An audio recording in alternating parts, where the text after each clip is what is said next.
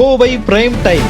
நாளை மதியம் 2 மணி அளவில் கோவை விமான நிலையம் வரும் பிரதமர் மோடி ஹெலிகாப்டர் மூலம் பாலக்காடு செல்கிறார். கேரளம் தேர்தல் பரப்புரைக்காக தேசிய ஜனநாயக கூட்டணி வேட்பாளர்களை ஆதரித்து பிரதமர் மோடி நாளை பாலக்காடு, திருச்சூர் பகுதிகளில் பரப்புரை மேற்கொள்கிறார் என்பது குறிப்பிடத்தக்கது. பிரதமர் மோடியின் கேரள வருகையை முன்னிட்டு கோவையின் முக்கியமான பகுதிகளில் ட்ரோன்கள் பறக்க தடை விதிக்கப்பட்டுள்ளது. தமிழக சட்டசபை தேர்தலில் திமுக 164 தொகுதிகளில் போட்டியிடுகிறது. இதற்கான வேட்பாளர் பட்டியலை இன்று அக்கட்சியின் தலைவர் மு.க.ஸ்டாலின் வெளியிட்டார். திமுகவை சேர்ந்த முன்னாள் அமைச்சர் செந்தில் பாலாஜி கரூர் தொகுதி எம்எல்ஏ ஆவார். இவர் தற்போது கோவை தெற்கு தொகுதியில் போட்டியிடுகிறார்.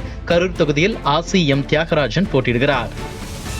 கரூரில் முன்னாள் அமைச்சர் விஜயபாஸ்கரின் தேர்தல் வியூகத்தை கண்டு பயந்து செந்தில் பாலாஜி கோவை தெற்கில் போட்டியிடுகிறார். கோவை எப்பொழுதும் அதிமுகவின் கோட்டை.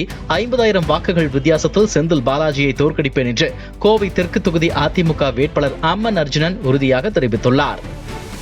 கோவையில் யார் போட்டியிட்டாலும் சரி, கோவை மாவட்டத்தை பொறுத்தவரை அம்மா ஜெயலலிதா, தலைவர் எடப்பாடியார் 50 ஆண்டு காலம் இல்லாத வளர்ச்சியை கொடுத்துள்ளார்கள். கோவை அண்ணா திமுகவின் கோட்டை.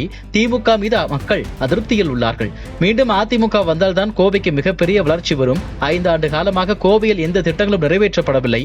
மீண்டும் அதிமுக ஆட்சி வந்தால்தான் அதிகப்படியான திட்டங்கள் கோவைக்கு வரும் என்று கூறினார்.